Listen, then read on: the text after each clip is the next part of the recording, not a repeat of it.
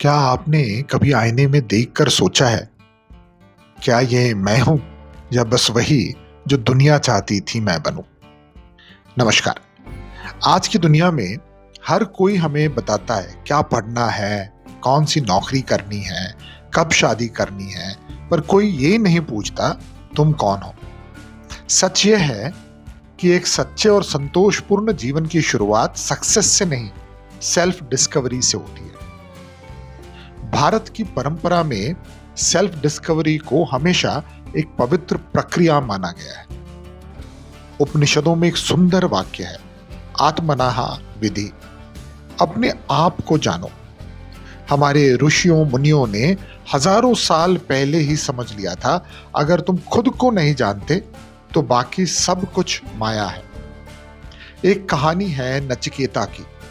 एक छोटा सा लड़का जो सीधे यमराज से पूछता है, मैं कौन हूं, मृत्यु के बाद क्या होता है।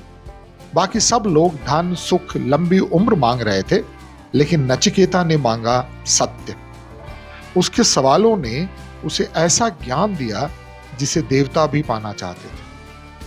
अब जरा सोचिए, आपने आखिरी बार कब खुद से यह पूछा कि मैं सच में क्या चाहता हूं?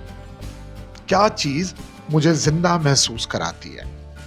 मैं किससे भाग रहा हूं और किस ओर बढ़ रहा हूं? अक्सर हम ये नहीं पूछते क्योंकि हम जी रहे हैं एक सीवी लाइफ, एक लाइफ जो हमारे बायोडेटा और हमारे रेज्यूमे में है, जहां हम डिग्रियां, जॉब्स और बहुत सारी चीजें जमा करते हैं, पर साफ दृष्टिकोण नहीं। और वहीं से आता है बर्नआउट, एंजाइटी और वो खालीपन। अच्छी बात यह है कि सेल्फ डिस्कवरी किसी साधु संत के लिए नहीं है, यह आपके लिए है, अभी यहीं इसी पल। यहां है 3 आसान स्टेप्स जिनसे आप शुरुआत कर सकते हैं। पहला स्टेप, साइलेंस द नॉइज। हर दिन कम से कम 10 मिनट अपने लिए निकालिए। कोई मोबाइल नहीं, कोई म्यूजिक नहीं, कोई डिस्ट्रैक्शन नहीं। बस चुपचाप बैठिए, आंखें बंद कर लीजिए या खुली रखें, जैसे सहज लगे। इसी दौरान आपका मन भागेगा, कभी बीते हुए कल में, कभी आने वाले कल में, लेकिन बस धीरे से उसे अभी इसी समय में वापस ले आइएगा। यही वो जगह है जहां पर आपकी असली आवाज है, जो शोर में खो गई थी। दूसरा स्टेप, ईमानदारी से जर्नल लिखिए। एक डायरी लीजिए। हर रात खुद से सिर्फ एक सवाल पूछिए, ऐसी कौन सी बात है जो मैं खुद को मानने से डरता हूं?